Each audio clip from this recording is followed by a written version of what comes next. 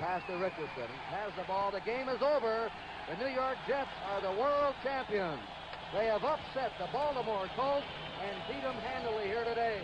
One of the greatest upsets in not only NFL history but in sports history, the Jets win over the Colts in Super Bowl III.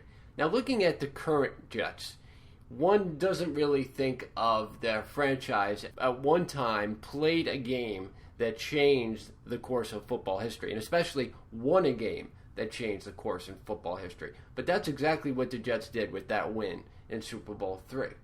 Now, back then, the NFL had a rival league called the AFL that the Jets were in, okay? And the AFL and the NFL in the 60s fought over players, they fought over TV ratings, they fought over TV contracts.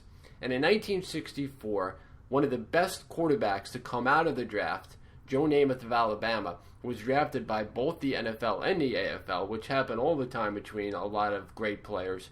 And Namath, instead of signing with the Cardinals of the NFL, chose to sign with the Jets of the AFL.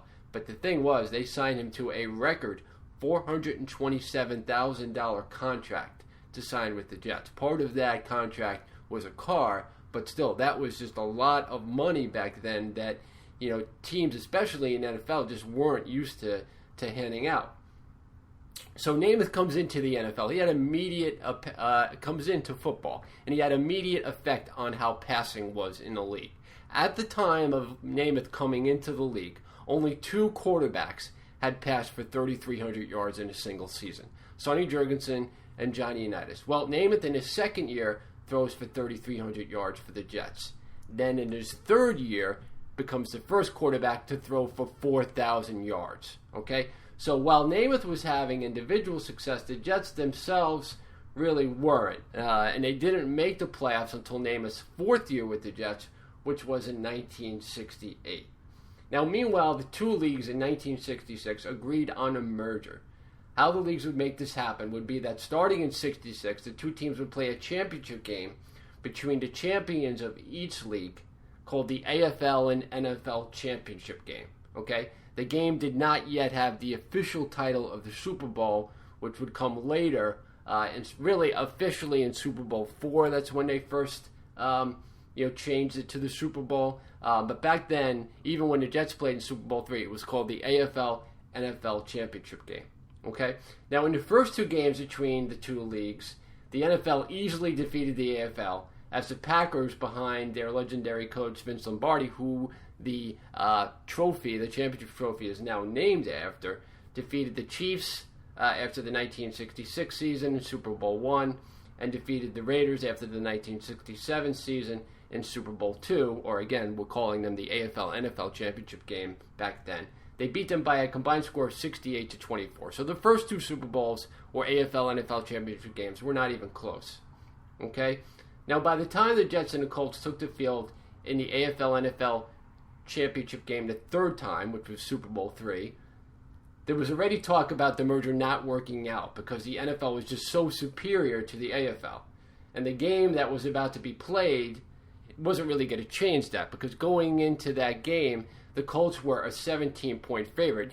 They had just demolished the supposed best team in the NFL, the Cleveland Browns, 34-0 in their championship game.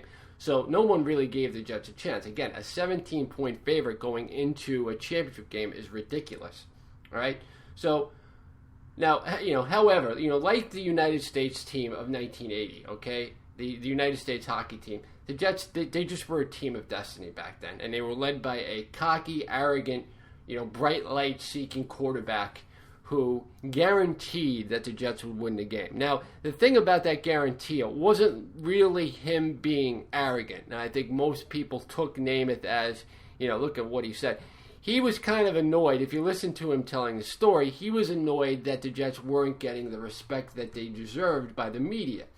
So when he got up to the podium to accept an award down in Miami, I forgot what the award was. I think it was maybe the AFL Player of the Year or something. One of the writers from the back screamed at him, hey, Namath, we're going to kick your, and he got mad at that. And then, he said, hey, you know what? We got a great team, and we're going to win the game. I guarantee it. And even if you ask him, he didn't plan for that. It wasn't like he had, thought about it. It was something he said literally out of anger. So that the whole aura of that game started then with that guarantee. Okay? Now, the fact that he could say such a thing was such blasphemy that the weak AFL could, beat the big, bad, intimidating Colts, that was just blasphemy to those who really knew football. So once the game starts, I think the thing that really shocked people is not the fact that the Jets were playing well, but how poorly the Colts were playing. In the first half alone, the Colts had 3 turnovers and 2 missed field goals. So by the time that John Unitas enters the game, about midway through the third quarter, the tone of the game had already been set with the Jets ahead 13-0. Unitas comes in, leads a little bit of a drive, but again, even he's intercepted deep in Jets territory, which was just kind of how the game went. So by the time the game's over, the Jets win 16-7, and they stamp their mark on the NFL.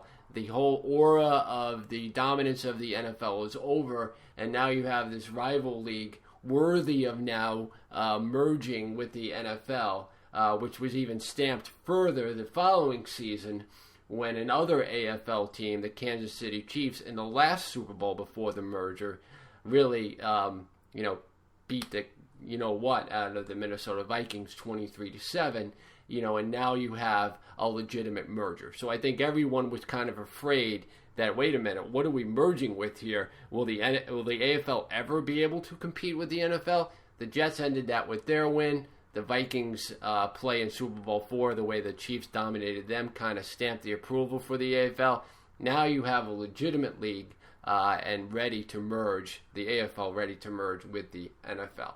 So when we come back, we're going to look a little bit at what happened to the Jets after that monumental landmark win here on Hit the Mark.